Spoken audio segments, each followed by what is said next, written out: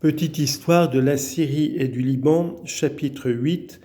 La Syrie sous les califes de Bagdad et d'Égypte de 750 à 1098, suite.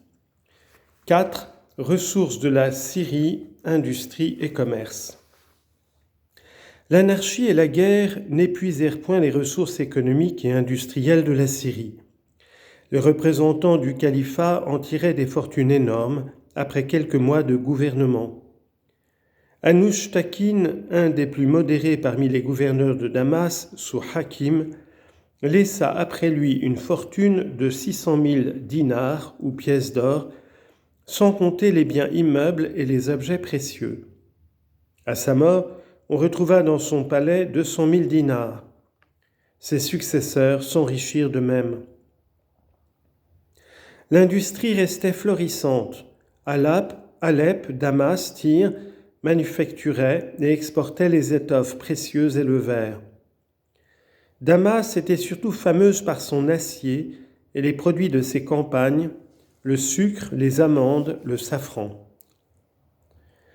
Notre pays restait toujours le carrefour de l'ancien monde. Les caravanes parties de France arrivaient par l'Espagne et le nord de l'Afrique à Damas et à Alep, d'où elles se rendaient à Bagdad et par la Perse et les Indes gagnaient les régions de l'Extrême-Orient. Les Syriens surent conserver leur place dans ce trafic lucratif. 5. La civilisation musulmane en Syrie au siècle des Abbassides, les lettres et les arts. En établissant leur capitale à Bagdad, en Irak, sur les frontières des empires grecs, perses et arabes, les Abbassides y firent converger les influences des trois civilisations helléniques, persanes et arabes. Ce fut l'époque la plus brillante de la civilisation musulmane, le siècle des Abbassides. La Syrie, réduite à l'état de simple province, se vit éclipsée par l'Irak.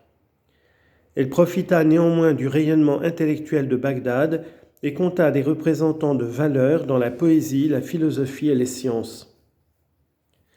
Parmi les poètes syriens, on compta Abul Ala de Ma'ara, penseur et écrivain original. Il se vantait de pouvoir composer une œuvre supérieure au Coran en valeur littéraire. Mutanabbi, natif de Koufa, mais syrien par son éducation et son séjour à Alep, Abu Nuwas, né à Basra, d'une famille syrienne, Abu Tammam, poète syrien, auteur de la Hamasa. Le principal traducteur des philosophes grecs fut Costa ibn Luqa, chrétien de Baalbek. Il rapporta de Grèce de précieux manuscrits qu'il traduisit dans l'Irak. Avec d'autres traducteurs syriens des écrits d'Aristote, d'Euclide, de Galien, etc., il fraya aux musulmans la voie des spéculations scientifiques. Le plus grand des philosophes arabes avant Avicenne fut Al-Farabi, formé en Irak, élève du chrétien Yohanna ibn Haylan et protégé de Saïf ad-Dawla. Razali vécut 2 ans solitaire dans la ville de Damas. Des écoles musulmanes ou madrasas furent instituées où les étudiants venaient s'initier au Coran et aux sciences islamiques.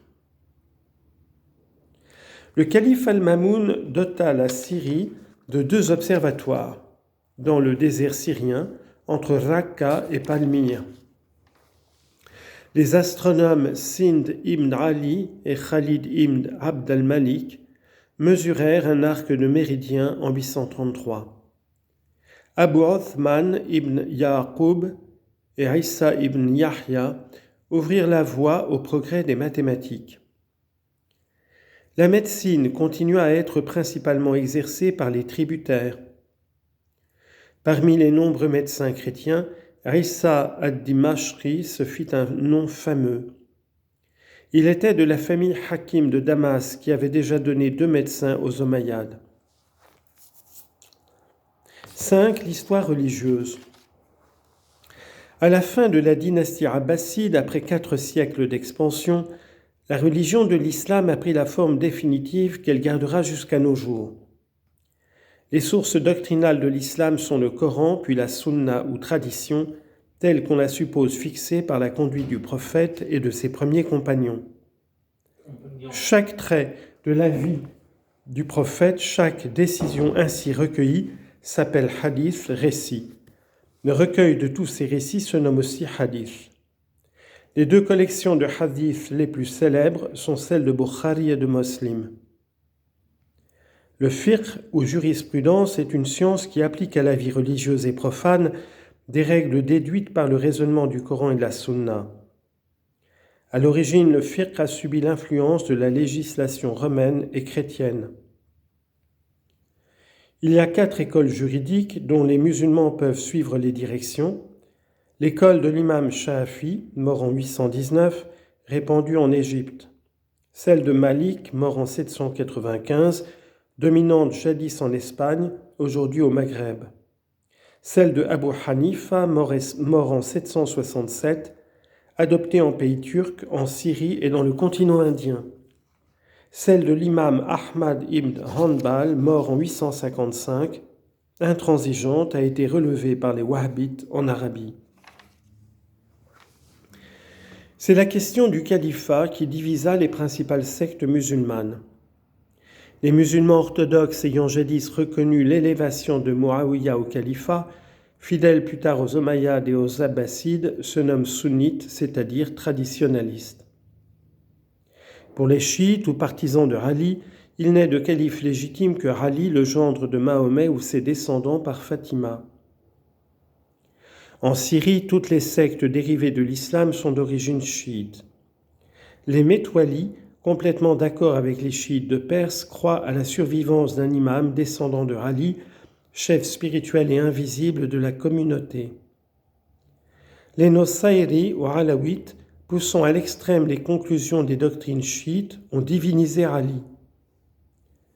Les Ismaéliens croient que dans leur imam, actuellement un certain Arakan, fixé aux Indes, réside l'âme et l'intelligence universelle.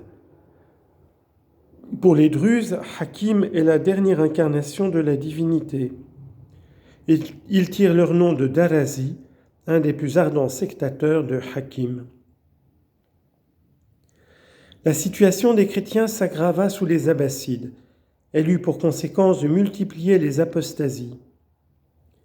Écartés des emplois, ils se virent soumis ainsi que les autres tributaires à un régime de vexation et d'humiliation.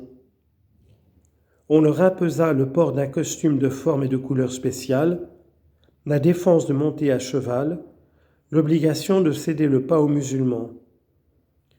De nombreuses églises furent changées en mosquées. La construction des nouvelles était subordonnée à une autorisation. Le nom du calife Mutawakkil demeura attaché à cette législation intolérante. Nous avons parlé plus haut des persécutions de Hakim.